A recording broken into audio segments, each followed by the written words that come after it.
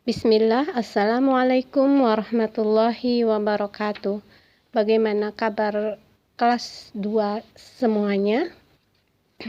Semoga semuanya dalam keadaan sehat dan dalam lindungan Allah Subhanahu wa Ta'ala. Alhamdulillah, pada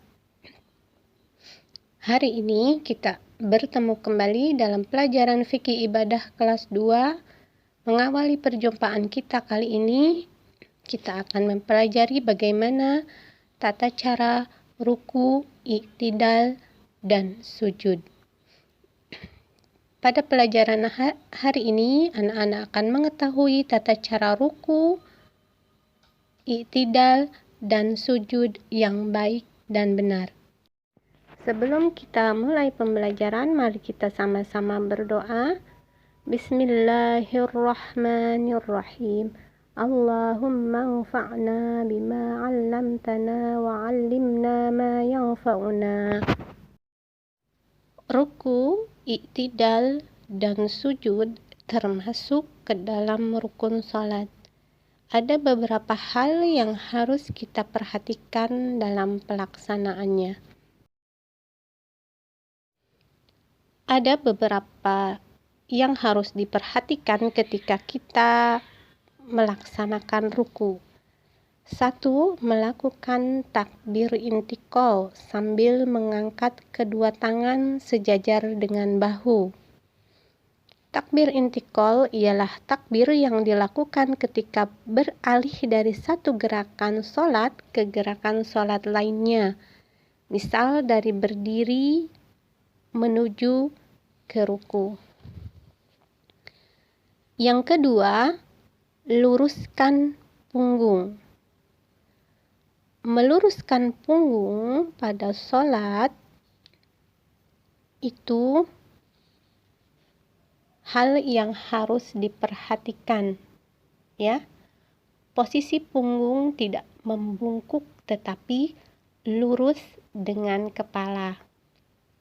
Ketiga, kepala tidak mendongak ke atas dan juga tidak terlalu menunduk ke bawah, melainkan lurus sejajar pandangan ke tempat sujud.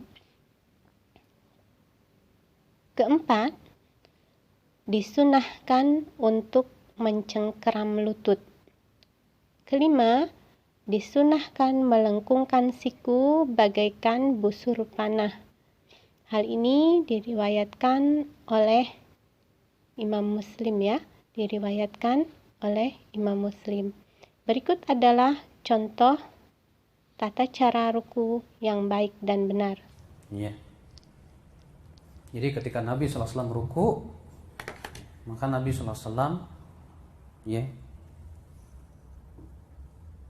punggung diratakan, kepala tidak didongakkan, tidak juga begini, tapi tengah-tengah begini. Tetap mata melihat ke tempat sujud. Kemudian ya, ini kita cengkram begini, Pak. Lalu kita bengkokkan, wattar, ya.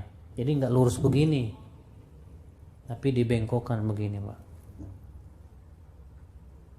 Nah, terjadi ikhtilaf para ulama. Ketika i'tidal, tangan itu di mana? Sebagian ulama di pendapat jumhur yaitu lurus, ya, begini. Sementara sebagian ulama mengatakan, ya, pendapat yang dikuatkan oleh Imam Asy-Syaukani dan juga Syekh bin Baz, yaitu kembali sedekap. Sami Allahu liman hamidah, begini lagi. Dan kedua-duanya boleh. Bapak mau lurus silahkan, Bapak sedekap pun silahkan. Karena kedua-duanya punya hujah yang kuat, walaupun saya lebih condong kepada pendapat yang mengatakan lurus, dan ini pendapat jumhur ulama, pendapat mayoritas ulama berdasarkan riwayat tersebut yang sudah saya sebutkan. Bahwa Nabi apabila berdiri i'tidal, maka beliau berdiri sampai sendi-sendi itu kembali kepada tempatnya masing-masing. Setelah i'tidal, kita melakukan sujud. Ketika sujud, kita boleh mendahulukan kedua telapak tangan, lalu kedua lutut, atau mendahulukan kedua lutut, lalu kedua telapak tangan. Berikut adalah contoh turun sujud yang benar. Namun Syekh Sulaiman Ar-Ruhaili memberikan kepada kita sebuah faidah, bahwa kalau kita turun tangan dulu pun juga jangan mirip unta. Kan sami Allahu liman hamidah, Rabbana lakal hamd. Lalu ada orang begini, Allahu Akbar. Nah, ini yang disebut dengan mirip unta. Walaupun tangan dulu, tapi hendaknya kita turunkan dulu jasad kita, Allahu Akbar, baru kemudian tangan dulu, supaya tidak mirip dengan turunnya unta. Ya, Allahu Akbar. Begitu, Pak.